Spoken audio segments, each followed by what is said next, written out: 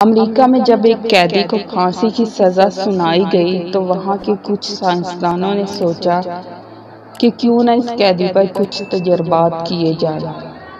قیدی کو بتایا گیا کہ ہم تمہیں پھانسی دے کر نہیں ماریں گے بلکہ تمہیں زہریلا کوبرا سانپ ڈسا کر مارا جائے گا۔ اس کے بعد اس کے سامنے بڑا سا زہریلا کوبرا سانپ لایا گیا اور اس کی آنکھیں بند کر کے اس کو کرسی سے باندھ دیا گیا۔ پھر اس کو سانپ نہیں بلکہ 2 سیفٹی پنیں چبوئی گئی۔ قیدی کی کچھ سیکنڈز میں ہی موت واقع ہو گئی۔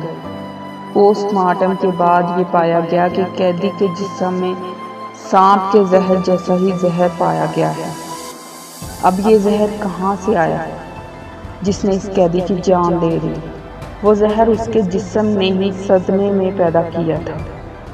اس کے بعد سائنسدان اس نتیجے پر پہنچے کہ ہمارے ہر عمل سے مثبت یا منفی توانائی بنتی ہے اور وہ ہمارے جسم میں اسی کے مطابق ہارمونز تیار کرتی ہے۔